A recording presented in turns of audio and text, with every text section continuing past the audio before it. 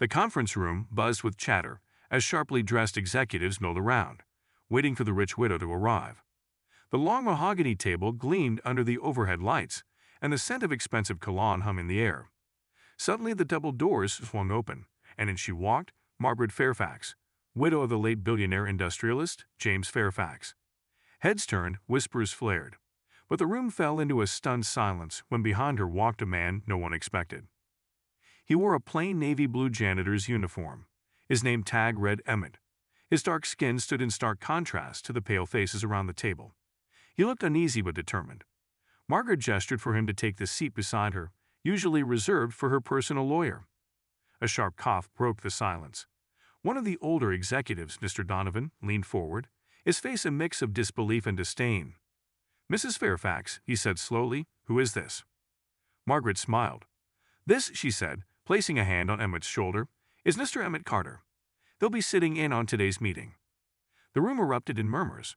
Mr. Donovan's expression darkened. "With all due respect, ma'am," he said, "this is a sensitive business discussion. I don't see how a janitor fits in." Margaret's smile didn't waver. "Emmett is here at my invitation. That's all you need to know." The tension in the room thickened, the air heavy with judgment and unspoken words. But Margaret's gaze remained steady, daring anyone to challenge her further. The others exchanged uncomfortable glances, but no one dared push back. What happened next would change everything. It all started a week ago when Margaret Fairfax found herself in the most unlikely of situations. Margaret had lived her life in luxury, surrounded by wealth and power. Her late husband's empire had left her one of the richest women in the country, and her decisions were rarely questioned. Yet, despite her fortune, her world often felt lonely and cold. Her mansion, an expansive estate with towering marble pillars and manicured lawns, was tended by a small army of staff. Most of them stayed invisible, moving like shadows to keep the estate in pristine condition. Margaret hardly noticed them until one afternoon. She was walking through the garden when she saw him. Emmett, the janitor, was mopping the floor of the garden's pavilion. He worked with quiet efficiency, his face focused on the task at hand. Something about him caught Margaret's attention. Perhaps it was the way he carried himself or the faint hum of a tune as he worked. She paused, watching him for a moment longer than usual. "Good afternoon, ma'am," Emmett said, noticing her gaze. His voice was calm and respectful. Margaret nodded politely. "Good afternoon, Emmett. How long have you been with us?" "Almost 3 years now, ma'am." 3 years, and she never had a real conversation with him. Feeling a sudden curiosity, she asked, "Do you enjoy working here?" Emmett hesitated. "It's honest work," he said, choosing his words carefully. "But to be honest, ma'am, I've got dreams bigger than mopping floors." This piqued Margaret's interest. "Dreams?" "Yes, ma'am. I've been working on a business idea in my spare time, something I believe could really take off." Margaret tilted her head, intrigued. "Tell me more." Over the next few days, Margaret found herself seeking out Emmett during his breaks. They'd sit in the garden where he'd share his ideas, visions of a small logistics company that could provide affordable, reliable services to underserved communities. He spoke with passion and knowledge, sketching out his plans in a worn notebook. Margaret was impressed. Emmett wasn't just dreaming. He was serious and had a solid strategy. But what struck her most was his resilience. He spoke of the challenges he faced as a black man in a system stacked against him, of the countless doors slammed in his face, and of his determination to succeed despite it all. It was during one of these conversations that Margaret made an impulsive decision. "Emmett," she said, "I want you to come with me to the next board meeting." Emmett blinked, confused. "Excuse me, ma'am?" "I want you to present your idea to my company's executives. I think they need to hear it." Emmett's eyes widened. "But ma'am, I'm just a janitor. They won't take me seriously." Margaret's expression hardened. "That's exactly why you need to be there. They need to see that brilliance can come from anywhere, and that sometimes the most overlooked people have the best ideas." Emmett hesitated, the weight of her words sinking in. He knew the risks. Walking into a room full of wealthy, powerful people as a janitor would undoubtedly stir controversy. But he also knew this could be the opportunity of a lifetime. "I'll do it," he said finally. The morning of the meeting arrived. Margaret and Emmett rode together in her sleek black limousine. As they neared the corporate headquarters, Emmett's palms grew sweaty, his nerves kicking in. Margaret noticed and offered a reassuring smile. "Remember," she said, "you belong in that room as much as anyone else." Emmett nodded, though he wasn't sure if he believed it. When they stepped into the building, all eyes were on them. Employees whispered, their gazes following the unlikely pair as they made their way to the top floor.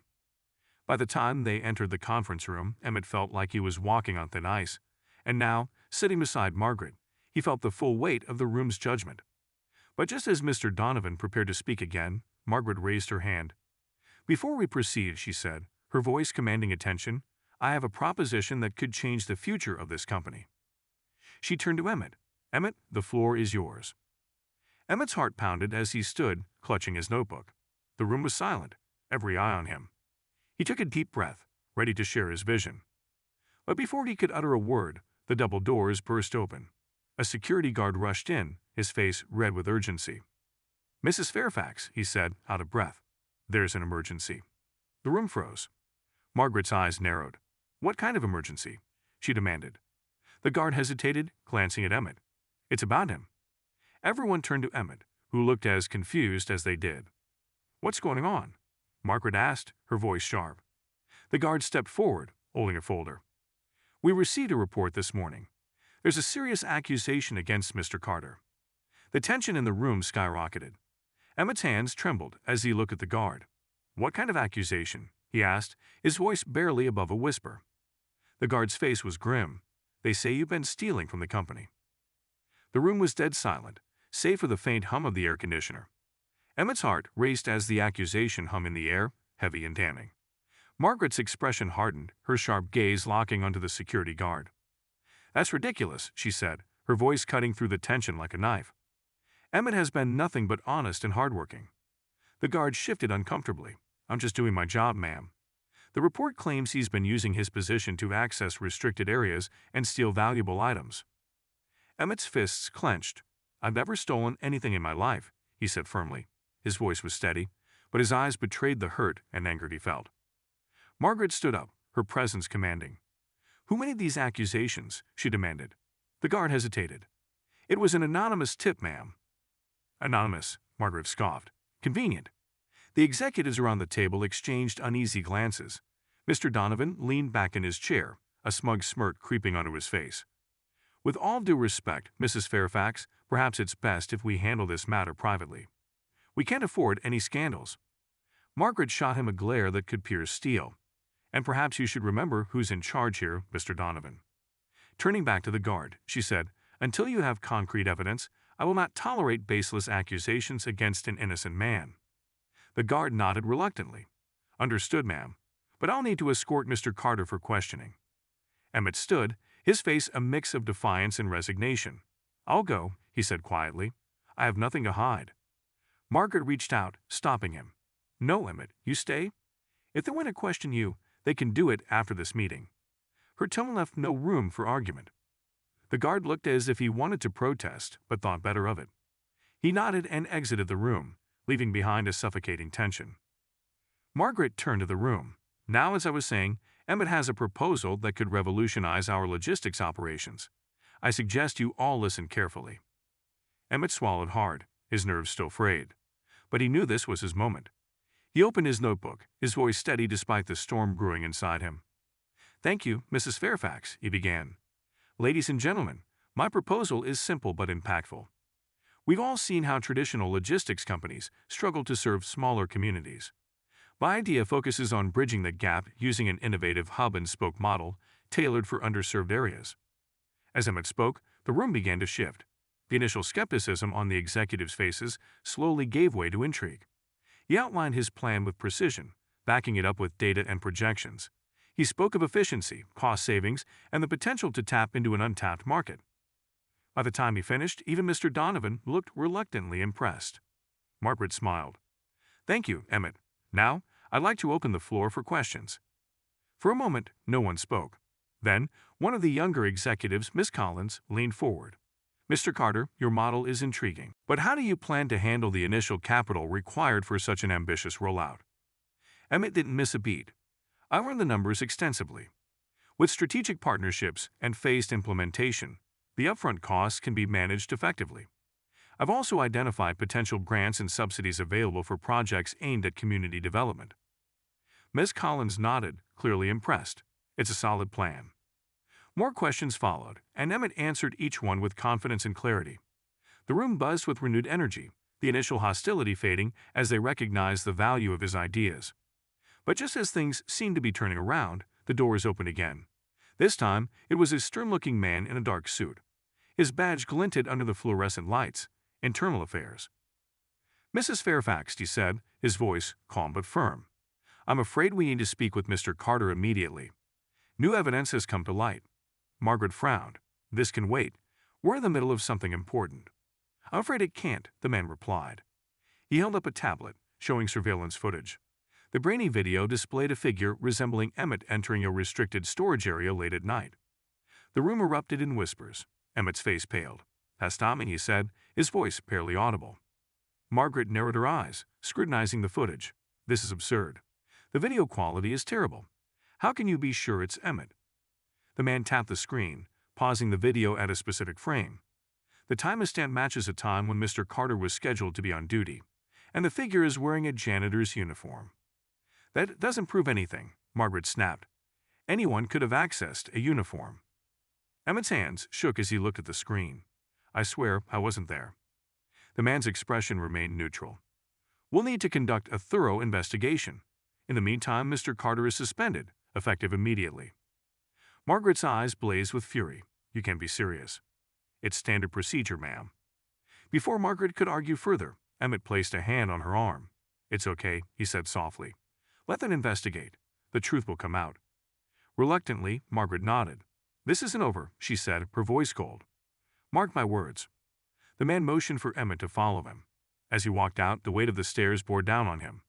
But Emmett held his head high, determined to prove his innocence. Once the doors closed behind them, the room fell into an uneasy silence. Margaret turned to the executives, her gaze icy. "Let this be a lesson," she said. "Judging someone based on their position or appearance is not only foolish but costly. Emmett Carter has more integrity and brilliance than most people in this room." The executives shifted uncomfortably, but no one dared to speak. Margaret took a deep breath, her mind already racing with plans. She wasn't going to let this injustice stand, not without a fight. The real battle was just beginning. As Emmett followed the man from internal affairs down the sterile, brightly lit corridor, his mind raced. The accusations, the footage, the suspension, it all felt like a bad dream. He kept replaying the grainy video in his head. Who was in that uniform, and why frame him? They reached a small office tucked away in the corner of the building. The man, whose nameplate read Michael Harrington, gestured for Emmett to sit. The office was sparse, with only a desk, 2 chairs, and a small file cabinet. A cup of cold coffee sat next to a stack of papers. "Let's get one thing straight," Harrington said, his voice low but firm. "My job is to investigate, not to judge. If you're innocent, the evidence will show it. But we need full cooperation." Emmett nodded. "I have nothing to hide." Harrington leaned back in his chair, studying Emmett. "Do you have any idea why someone would target you?" Emmett hesitated. "I can think of a few reasons," he admitted. "Some people don't like seeing a black man aiming higher than his station." Harrington didn't react, but Emmett could see the gears turning in his mind. "Do you have any enemies here? Anyone who might want to see you fail?" Emmett thought for a moment. "Not directly. But I've noticed some of the higher-ups don't appreciate when I speak up or try to bring new ideas to the table. They prefer me invisible." Harrington made a note. "Let's talk about your schedule. Where were you during the time in question?" Emmett frowned, trying to recall. "I was at home. I just finished my shift, and I remember watching the news before going to bed." "Can anyone corroborate that?" "No," Emmett admitted. "I live alone." Harrington sighed. "That makes things harder. Without an alibi, the footage becomes more compelling." Emmett leaned forward. "But it's not me in that video." "You have to look closer." "We will," Harrington said. "For now, you're on suspension until we clear this up." The words stung, but Emmett knew arguing wouldn't help. "How long will this take?" "As long as it takes," Harrington replied. "The truth has a way of surfacing." Emmett stood, ready to leave, but Harrington stopped him. "One more thing," he said. "Who gave you the idea to present at today's meeting?" Emmett hesitated, unsure of Harrington's intentions. "Mrs. Fairfax. She believed in my vision." Harrington nodded, as if that answer confirmed something for him. "You're free to go, Mr. Carter." "For now." Emmett left the office, his mind a whirlwind of thoughts.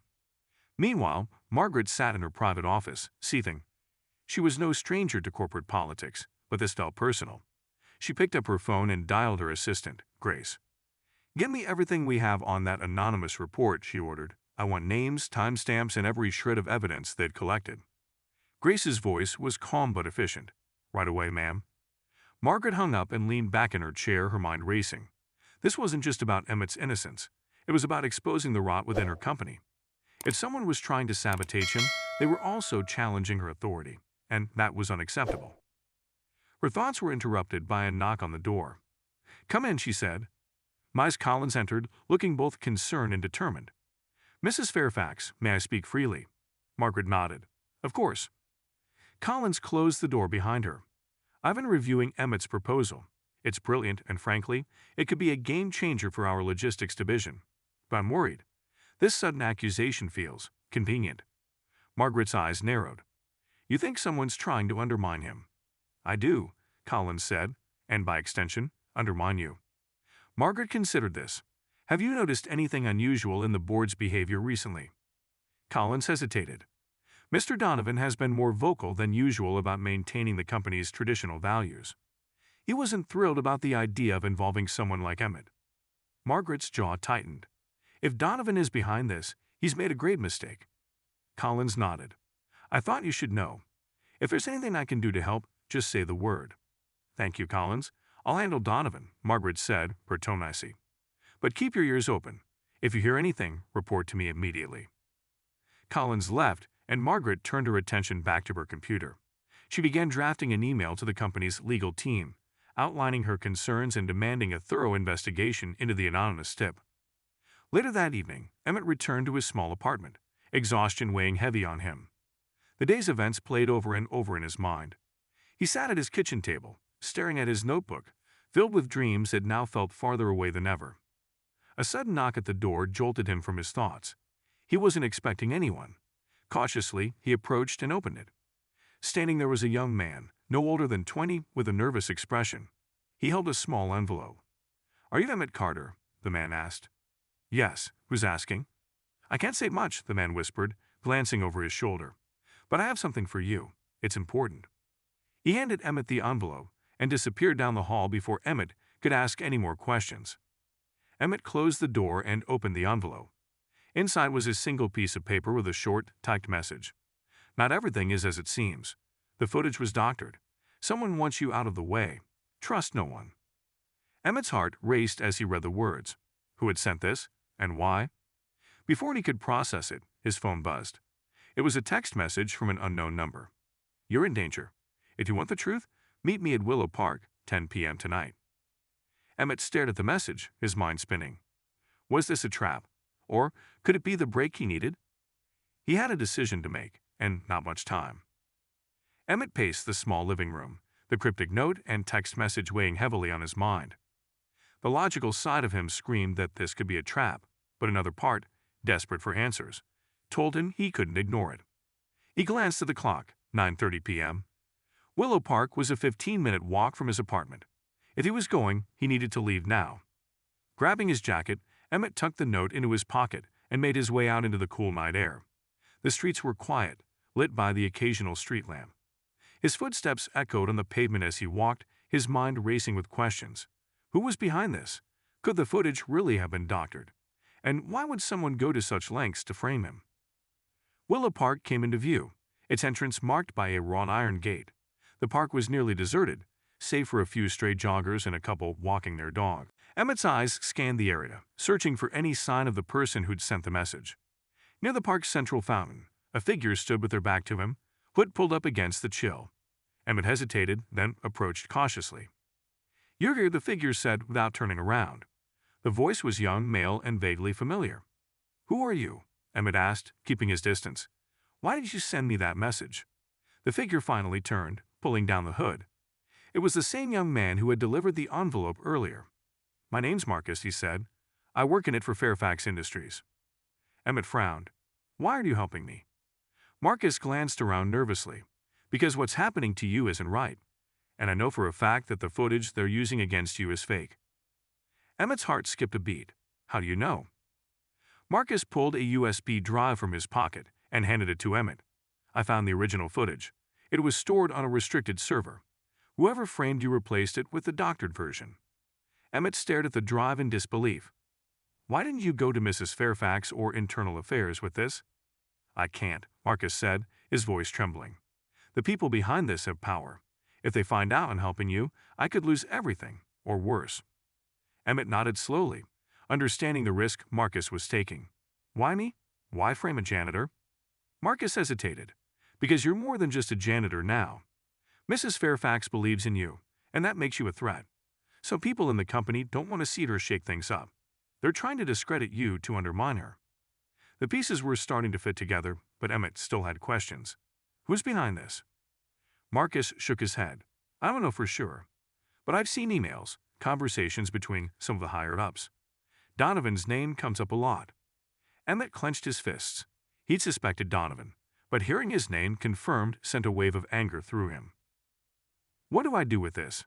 Emmett asked, holding up the USB drive. "Take it to Mrs. Fairfax," Marcus said. "She'll know what to do, but be careful. If they realize you have this, they won't stop at a simple suspension." A sudden noise, a rustling in the bushes, made both men jump. Marcus's eyes widened in panic. "I have to go," he said quickly. "Good luck, Mr. Carter." Before Emmett could respond, Marcus disappeared into the shadows, leaving him alone by the fountain. He pocketed the USB drive and started back toward his apartment, his mind racing with plans. The next morning, Margaret sat in her office, reviewing reports, when her phone buzzed. It was a message from Emmett. "We need to meet. Urgent." Margaret immediately replied, setting a time and place, her private residence, away from prying eyes. If Emmett said it was urgent, she wasn't going to risk anyone intercepting their conversation. That evening, Emmett arrived at Margaret's estate. She greeted him at the door, her expression both curious and concerned. "What's going on, Emmett?" she asked, leading him into her study. Emmett closed the door behind him and pulled out the USB drive. "I have proof that the footage used against me was faked." Margaret's eyes widened. "Where did you get this?" "A whistleblower in your department," Emmett said. "He found the original footage and gave it to me." Margaret took the drive, her hands steady but her mind racing. "If this is true, we have them." She inserted the drive into her laptop, her face illuminated by the screen's glow. As the original footage played, it was clear. The figure entering the restricted area wasn't Emmett. The real culprit was wearing a similar uniform, but had a completely different build and gait. Margaret's lips pressed into a thin line. "This changes everything," she said. "We need to act fast." Before Emmett could respond, the study's phone rang. Margaret answered, her expression shifting from curiosity to alarm. "What do you mean there's been a break-in?" she said sharply. "When?" She hung up and turned to Emmett. "Someone just broke into the department at headquarters. They were looking for something." Emmett's stomach sank. "They know." Margaret nodded grimly. "We're running out of time. We need to expose them before they can cover their tracks." Margaret paced the length of her study, her sharp heels clicking against the hardwood floor. The weight of the discovery settled heavily between her and Emmett. The USB drive, now a ticking time bomb of truth, lay on her desk. "We can't sit on this," she said. "If they broke into the department, they'll stop at nothing." Emmett nodded, his mind racing. "What's the next move?" Margaret stopped pacing and turned to face him. "We take this straight to the board. Tomorrow morning, I'll call an emergency meeting. But we need to be prepared for resistance." Emmett raised an eyebrow. "You think they'll try to shut us down?" Margaret's expression hardened. "They'll try, but I won't let them. We'll present the evidence, and if they push back, we'll escalate. This goes beyond just clearing your name. This is about rooting out corruption." She glanced at the clock. "It's late. Go home, get some rest. Tomorrow we bring this to light." The next morning, Margaret's assistant, Grace, meticulously arranged the conference room. By 9 a.m., the board members began filing in, their faces marked with a mixture of confusion and curiosity. It wasn't often that Margaret called an unscheduled meeting, especially with such urgency. Mr. Donovan arrived last, his usual air of confidence slightly faltering as he took his seat. He glanced around, his eyes narrowing as they landed on Emmett, who stood at Margaret's side. "What's the meaning of this?" Donovan asked, his voice carrying an edge of irritation. "I thought Mr. Carter was suspended." Margaret stepped forward, her tone icy. "You'll understand soon enough." Once everyone was seated, Margaret began. I'd call this meeting to address a serious matter that affects the integrity of this company." She nodded to Emmett, who stepped up and plugged the USB drive into the conference room's projector. The original footage played, revealing the true figure entering the restricted storage area. Gasps and murmurs rippled through the room. "As you can see," Margaret said, "the accusations against Mr. Carter were based on doctored evidence." She paused, letting the gravity of her words sink in. This wasn't an accident. It was a calculated attempt to discredit an innocent man, and, by extension, undermine my leadership. The room fell silent. All eyes turned to Mr. Donovan, whose face had gone pale. Margaret's gaze locked onto him. "Do you have anything to say, Donovan?" He cleared his throat, his voice shaky. "This is highly irregular. How do we know this footage hasn't been tampered with as well?" Margaret smirked. "I expected you'd say that. Fortunately, we've had the footage independently verified by a third party." She pulled out a folder and handed it to the board members. "These are the authentication reports. Every frame of the original footage has been confirmed as genuine." Ms. Collins, who had remained quiet until now, leaned forward. "This is damning evidence. Whoever is responsible for this needs to be held accountable." Margaret nodded. "Agreed. And I believe we all know who stands to gain the most from framing Mr. Carter." All eyes were back on Donovan. He shifted uncomfortably, his confidence unraveling. "This is absurd," he said. "You're accusing me without proof." Margaret's lips curled into a cold smile. "Oh, but we do have proof." She gestured to Emmett, who pulled up another document on the projector.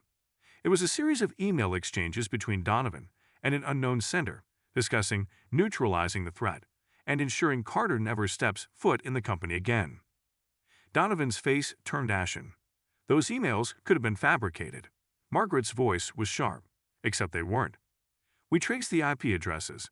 They lead directly to your home and office." The room erupted in outrage. Board members began speaking over each other, demanding explanations. "Enough!" Margaret's voice cut through the chaos. "Mr. Donovan, you betrayed this company's trust. Effective immediately, you're relieved of your duties pending a full investigation." Donovan stood abruptly, his chair scraping against the floor.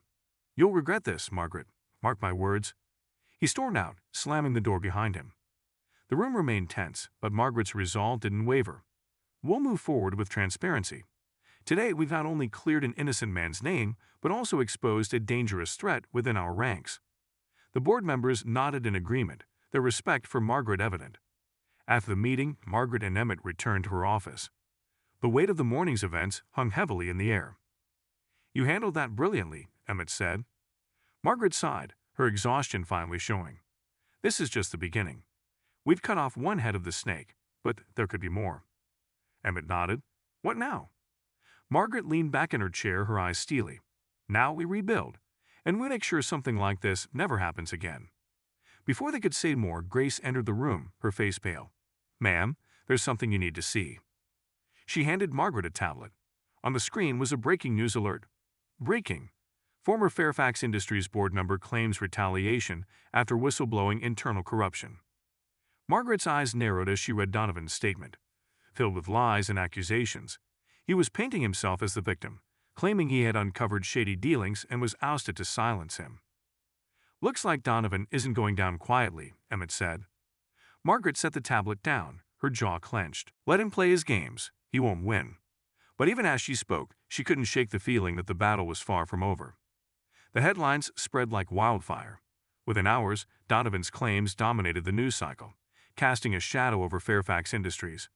Media outlets speculated about corruption and internal power struggles, fueling public doubt. The company's stock took a noticeable dip by the end of the trading day.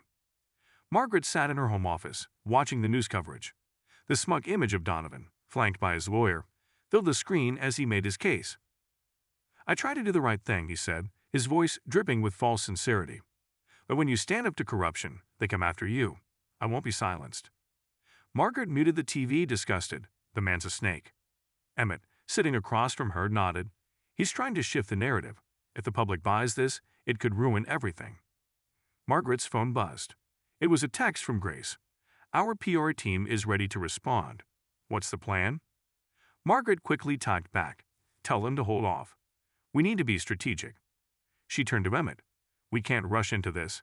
If we counter too aggressively, it'll look like we're scrambling to cover something up. We need to be deliberate." Emmett frowned. "What about the evidence we have? Can't we release it to clear things up?" "We will," Margaret said. "But not yet. First, we let Donovan feel like he's winning. He'll get cocky, and when he does, he'll slip up." The next morning, Margaret called an emergency meeting with her legal and PR teams. The conference room was abuzz with tension as they discussed the fallout. "We need to address this head-on," said Jason, the head of PR.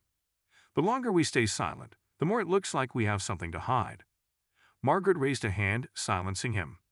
"I understand the urgency, but we won't be making any public statements just yet. Our priority is gathering irrefutable evidence to dismantle Donovan's claims." Jason opened his mouth to argue, but Margaret's steely gaze stopped him. "Trust me on this." Grace entered the room with a folder. "We've dug deeper into Donovan's communications. There's a trail leading to a third party, a shell company that appears to be funding his smear campaign." Margaret's eyes narrowed. "Do we know who's behind it?" Grace hesitated. "Not yet, but we're getting closer. The transactions are encrypted, but our cybersecurity team is working on it." Margaret nodded. "Good. Keep pushing."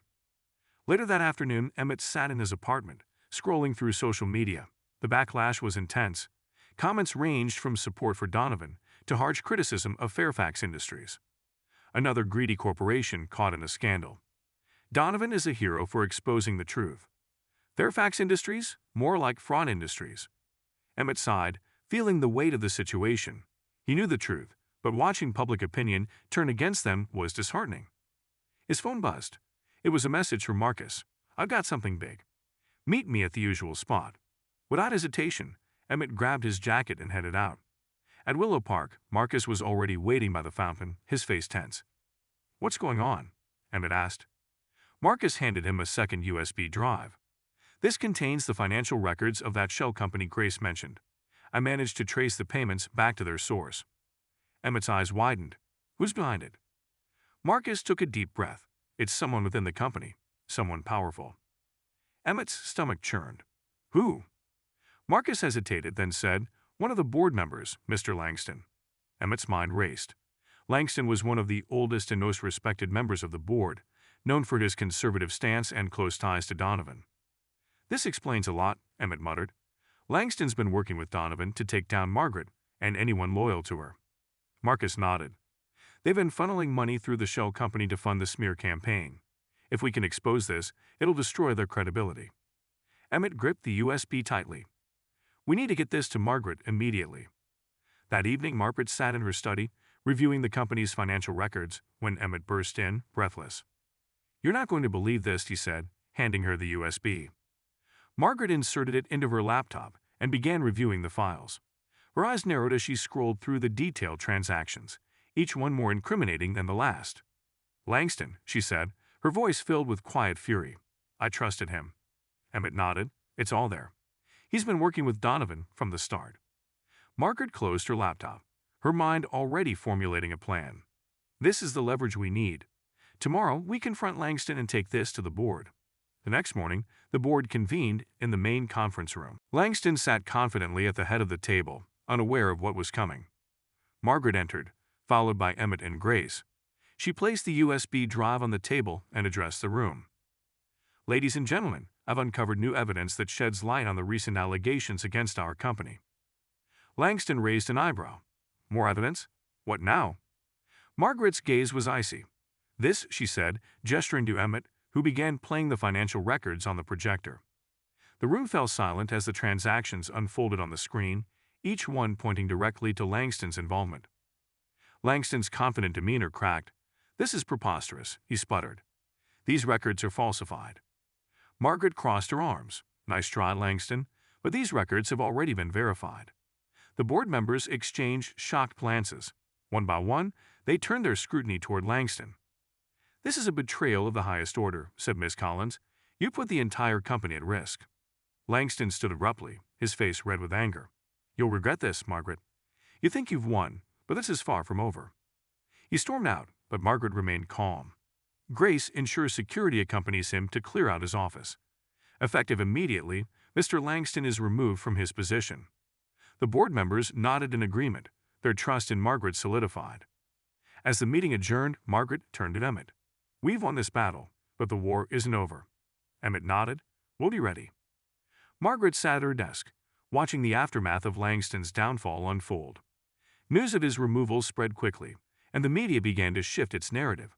Articles surfaced detailing his shady financial dealings, with headlines that painted him as the architect of a corporate coup. Fairfax board member exposed in corruption scandal. Langston's fall, how greed and power brought down a corporate giant. Margaret Fairfax restores integrity at Fairfax Industries. Despite the small victory, Margaret knew better than to celebrate. She could still feel the weight of Donovan's lingering presence, yet made his final move, and that unsettled her. Emmett, seated across from her, tapped his fingers on the table. "So what's next?" he asked. Margaret leaned forward, her hands clasped. "We need to anticipate Donovan's next move. He's desperate now, and desperate men are dangerous." Emmett nodded. "We've exposed Langston, but Donovan still has his supporters. He could rally them against you."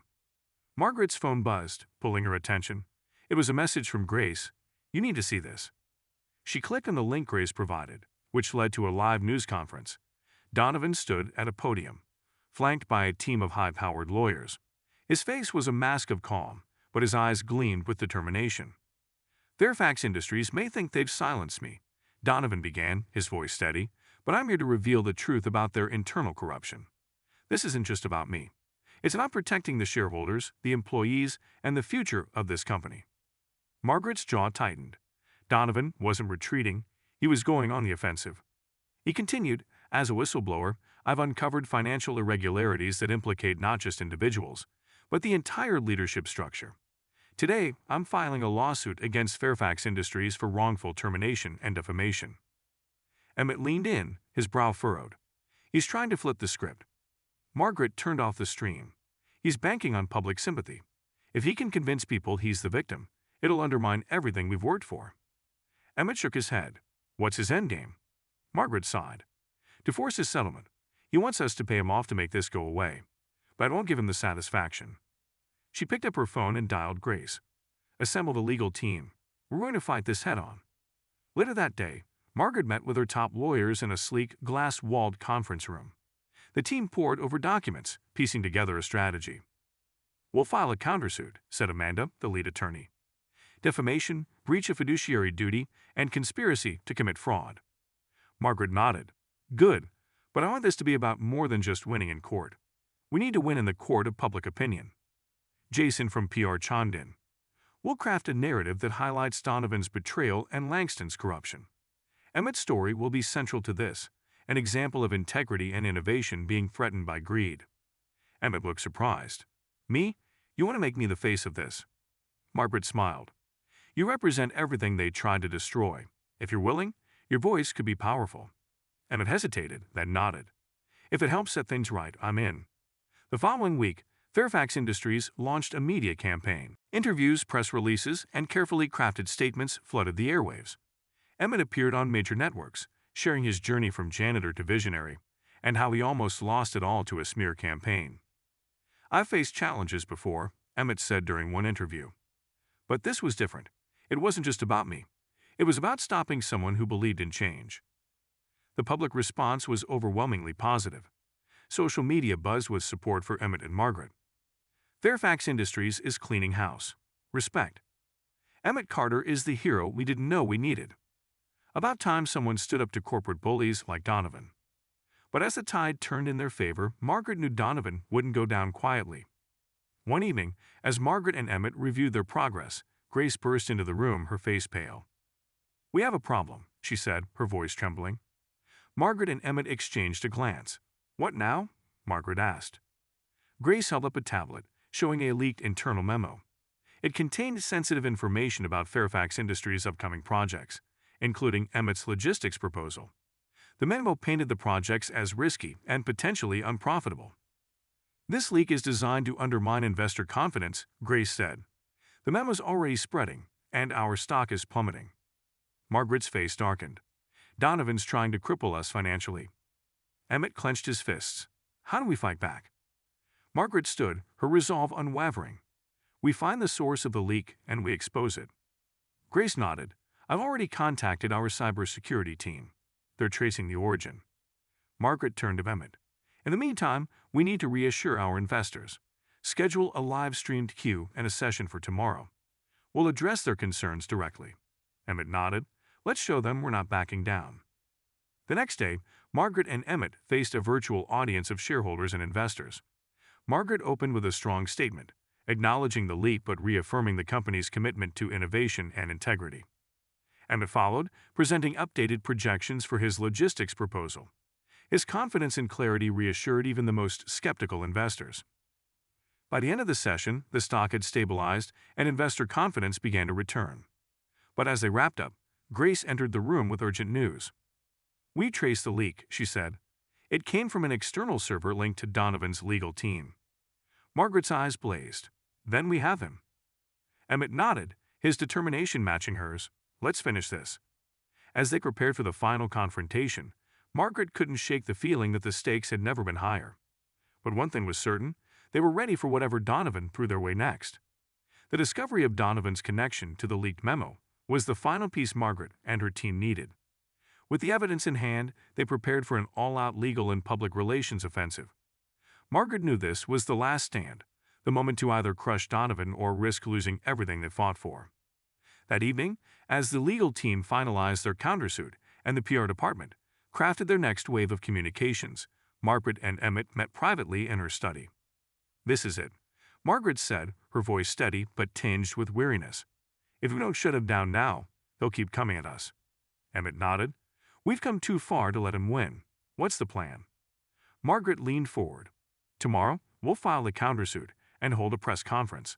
We'll expose Donovan's involvement in the leak and his financial ties to Langston's shell company. It'll be a coordinated strike, legal, public, and internal. Emmett took a deep breath. And what if he has another trick up his sleeve? Margaret's eyes hardened. Then we'll deal with it. But this time, we're not playing defense. The next morning, Fairfax Industries headquarters buzzed with activity.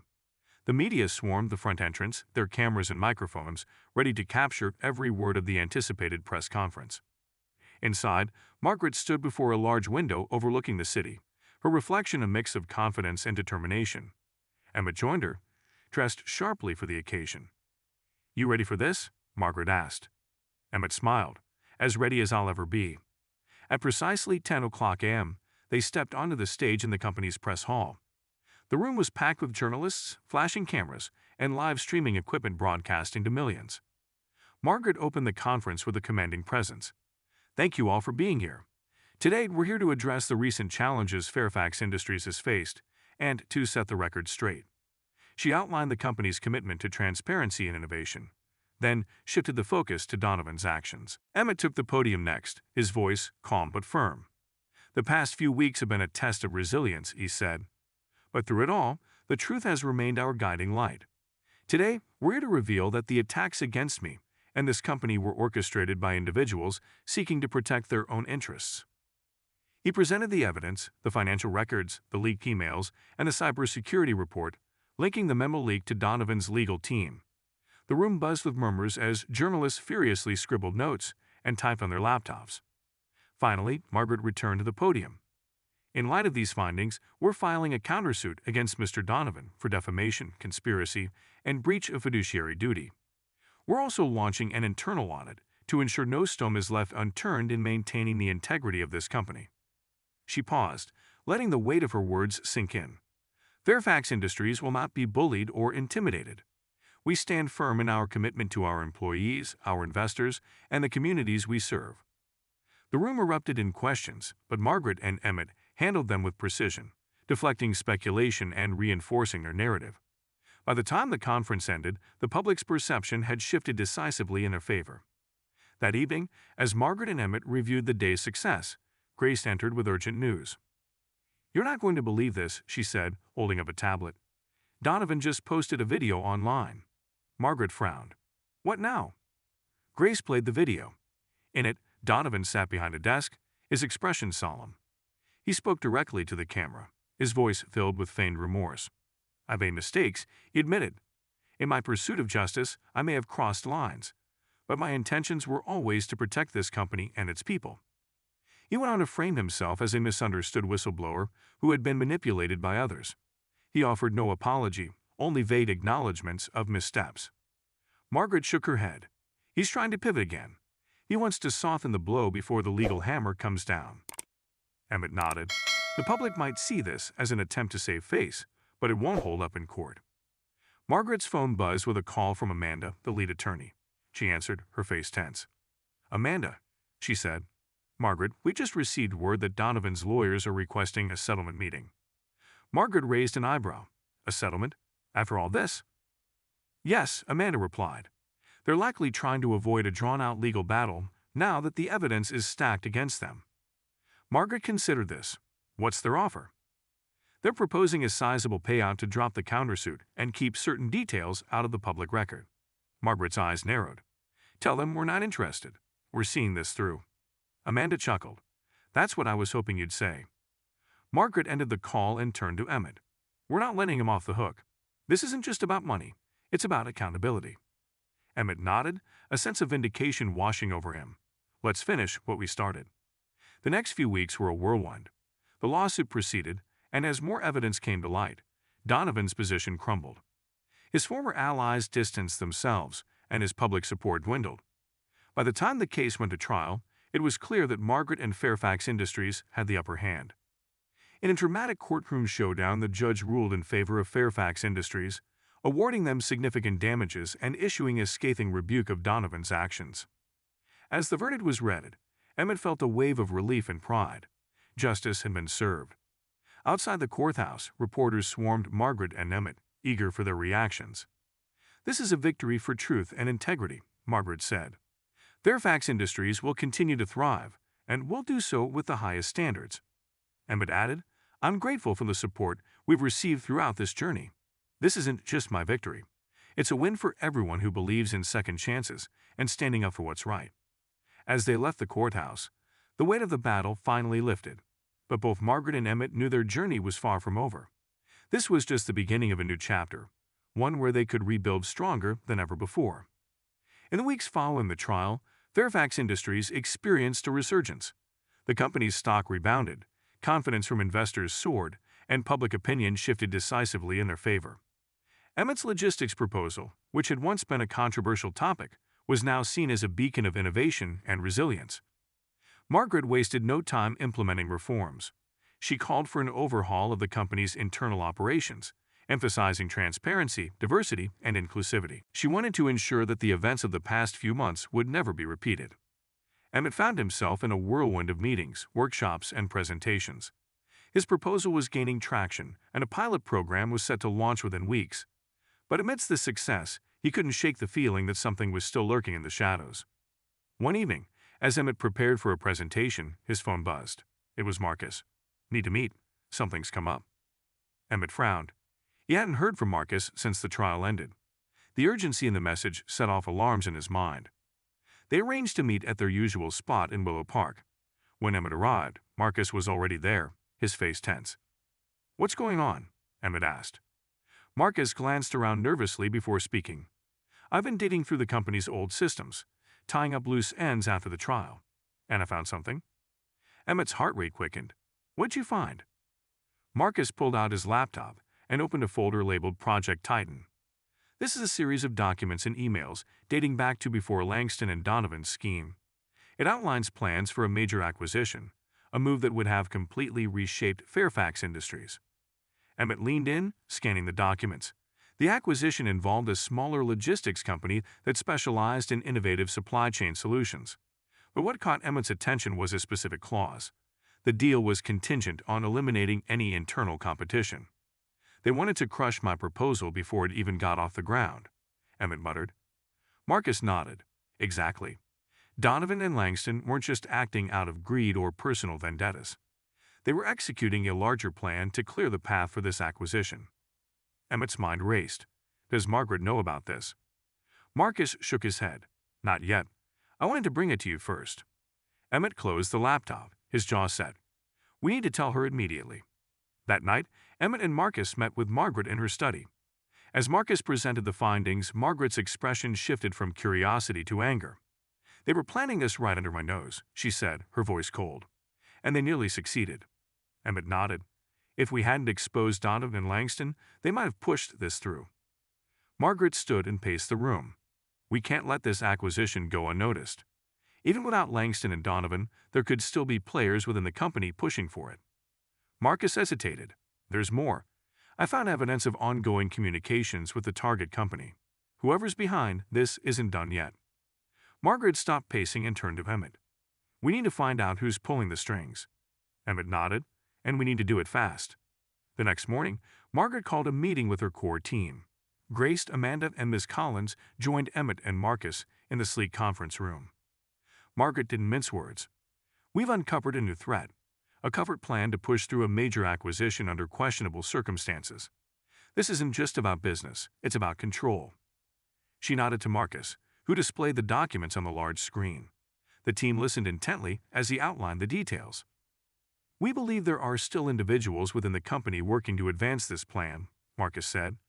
Our goal is to identify them and bring their actions to light. Amanda leaned forward.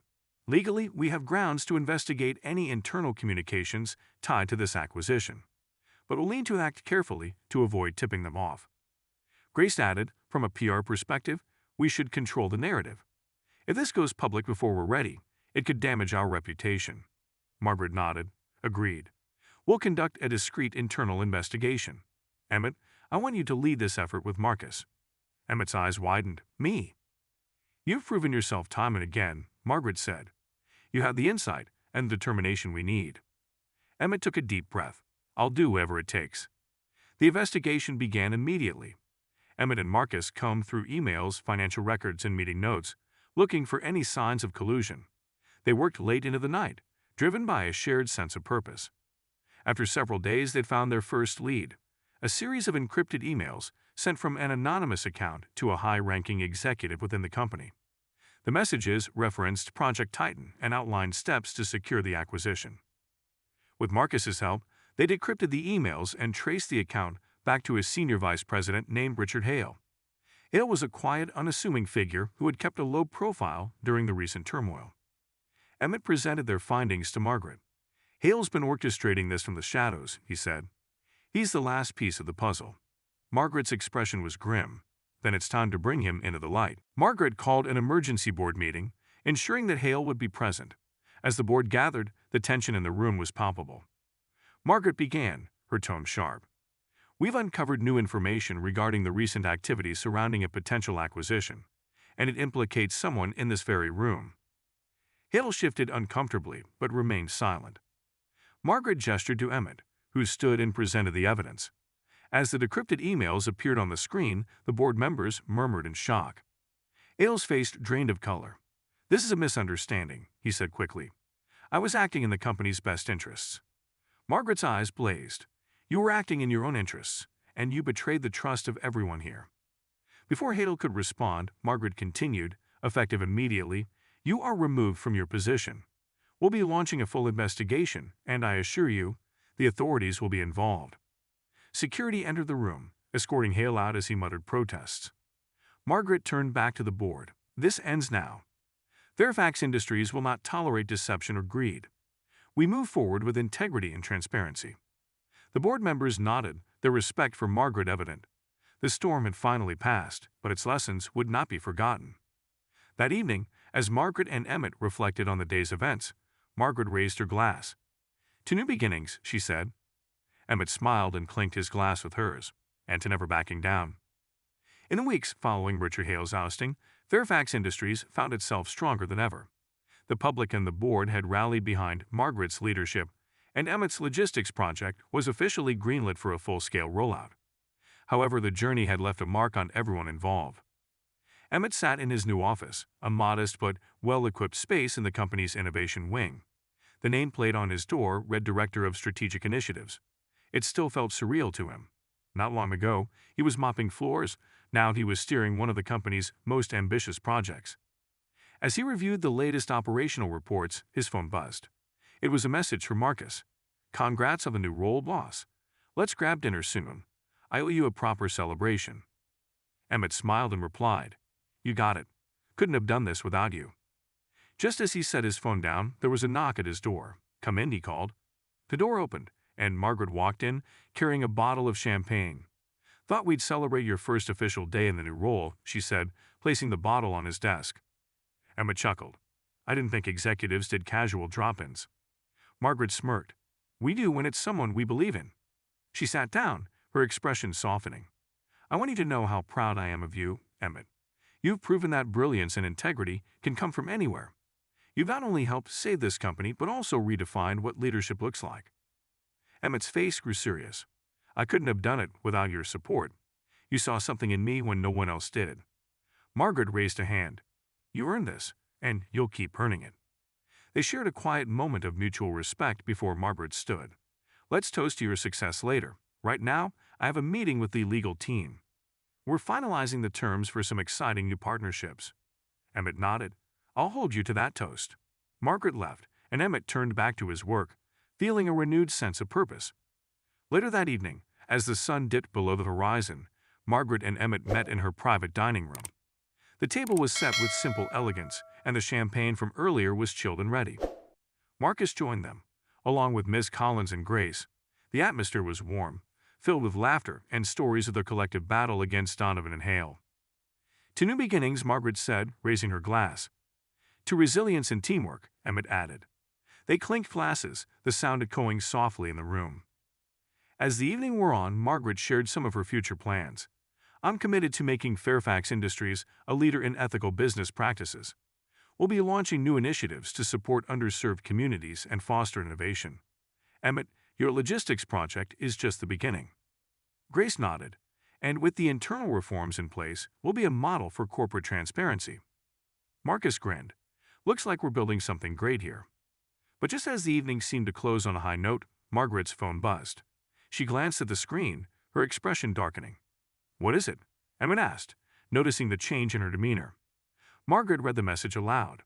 "Anonymous tip, you think it's over, but the real enemy is still inside." The room fell silent, the celebratory mood evaporating. Marcus frowned. "You think it's legitimate." Margaret sighed, setting the phone down. "After everything we've been through, I wouldn't dismiss it." Grace spoke up. "We should treat it seriously. If there's any truth to this, we need to act swiftly." Emmett's mind raced. Whoever sent this could be warning us about someone we've overlooked. Margaret nodded. "We'll launch a quiet investigation first thing tomorrow. No one outside this room knows." The team agreed, their resolve hardening once more. They had faced threats before and emerged stronger. If another battle loomed, they were ready. But as they left the dining room that night, a lingering sense of unease followed them. The shadows of the past were not yet fully behind them, and the fight for Fairfax Industries' future was far from over. The following morning, Margaret convened her trusted team in a secure private conference room. The air was heavy with tension as they reviewed the cryptic message from the night before. "Let's approach this systematically," Margaret began, her tone steady but firm. "We'll investigate every department, every senior executive, and every external partnership. If someone is working against us from the inside, we'll find them." Grace nodded, already making notes. "We should start with a comprehensive audit of internal communications and recent financial transactions. If there's any unusual activity, it'll show up there." Marcus added, "I'll dig into the system logs. If anyone's been accessing restricted files or covering their tracks, I'll find them." Emmett leaned forward, his brow furrowed. "We should also look at recent hires and promotions. If someone's been strategically positioning themselves, it might point us in the right direction." Margaret agreed. "Good. Let's move quickly but quietly. The last thing we need is panic." The team worked tirelessly over the next few days, combing through mountains of data. Grace and Emmett focused on internal reports and employee records, while Marcus analyzed digital footprints, searching for anomalies. It wasn't long before Marcus found something peculiar. "That hit," he announced during a late-night session. "There's an unusual pattern of logins coming from the marketing department. Someone's been accessing files they shouldn't have clearance for." Emmett frowned. "Marketing? That doesn't fit with what we've seen so far." Marcus pulled up a detailed report. "The user ID belongs to a senior marketing strategist, Evelyn Clark. But here's the kicker.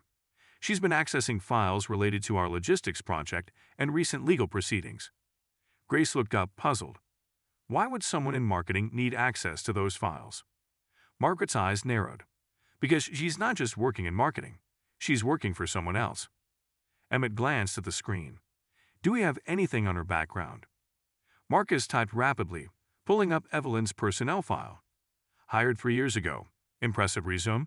Worked for several high-profile firms before joining Fairfax. No red flags on paper. Margaret crossed her arms. But that doesn't mean she's clean. We need more. The next day, Emmett and Grace decided to confront Evelyn discreetly. They waited until she left her office and followed her to a quiet hallway. "Evelyn," Emmett called out, his voice calm but firm. She turned, her face neutral. "Yes? Can I help you?" "We have some questions about your recent activities," Grace said, her tone professional but direct.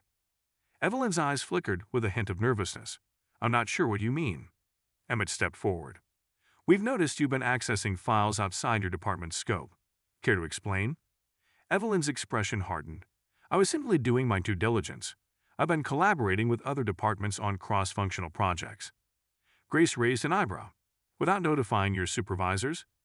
Evelyn hesitated, then said, "I don't see why this is an issue. If there's a problem, I'll speak with Mrs. Fairfax directly." Emmett nodded slowly. "Fair enough. We'll follow up soon." Evelyn walked away, her pace brisk. Grace watched her disappear around the corner. "She's hiding something." Emmett agreed. "Let's see what Marcus can dig up on her external communications." That evening, Marcus made a breakthrough. "Evelyn's been communicating with an external contact," he told the team. "Encrypted emails, but I've managed to trace the recipient. It's a private consultancy firm, one that specializes in hostile takeovers." Margaret's jaw tightened. "She's a mole." Marcus nodded. "It gets worse. The consultancy firm has ties to Donovan. They're likely coordinating to destabilize the company from within." Emmett clenched his fists. "We need to act now." Margaret stood, her resolve unwavering. "We'll confront Evelyn first thing tomorrow.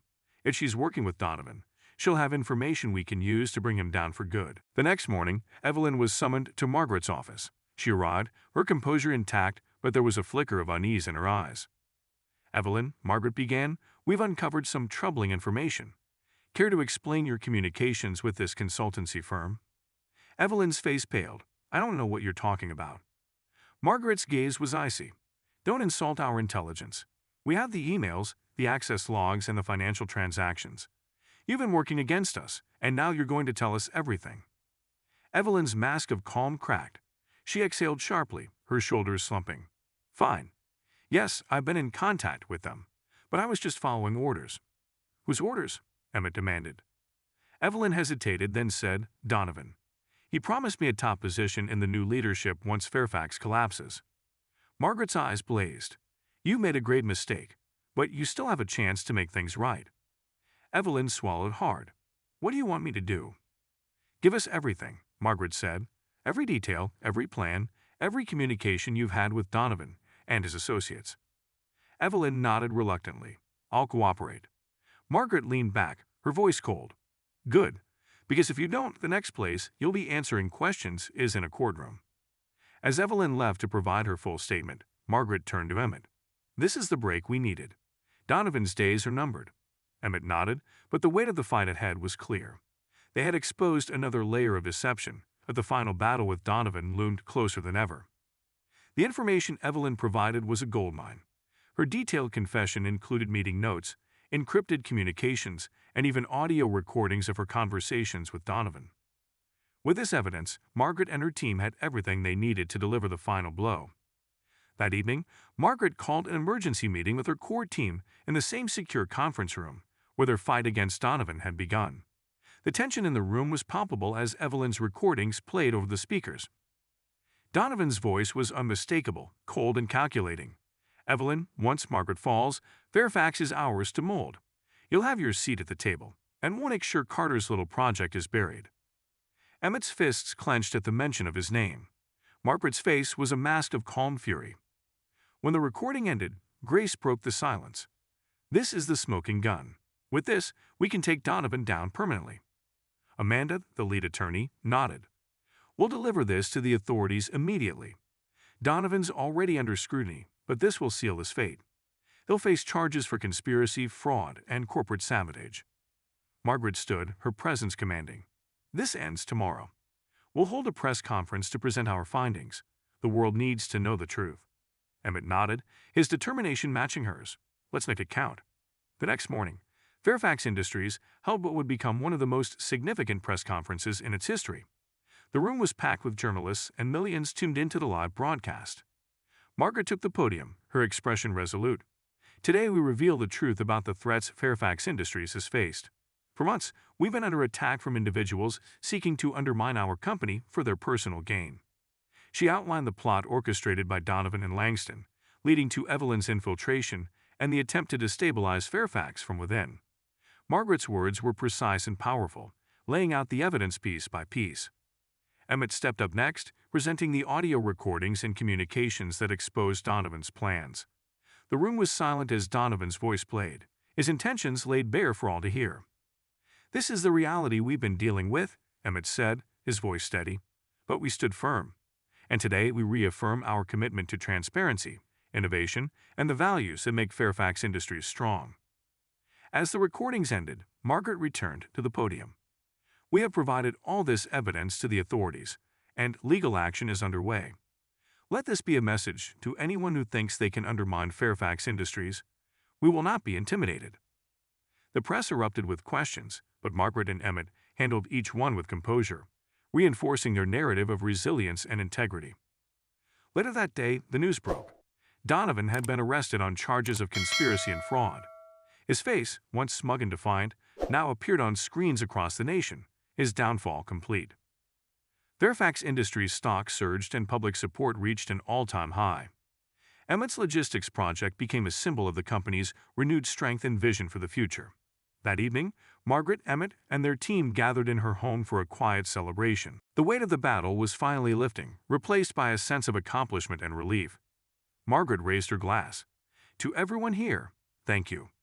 We faced adversity, but together we've emerged stronger. This is more than a victory for Fairfax. It's a testament to what's possible when we stand for what's right." "To resilience," Emmett said, raising his glass. The team clinked glasses, their smiles reflecting the hard-earned triumph. As the evening wound down, Emmett stepped out onto the balcony, looking out over the city. Margaret joined him, a rare moment of quiet between them. "We did it," Emmett said, the weight of the words sinking in. Margaret nodded. "We did. But this isn't the end, Emmett. It's the beginning of something bigger. Fairfax will be a beacon of change, and you'll play a key role in shaping its future." Emmett smiled. "I'm ready." They stood in silence for a moment, the city lights twinkling below. The battles they had fought were behind them, but new challenges and opportunities lay ahead. Together they were ready to face whatever came next. And for the first time in a long while, the future felt bright.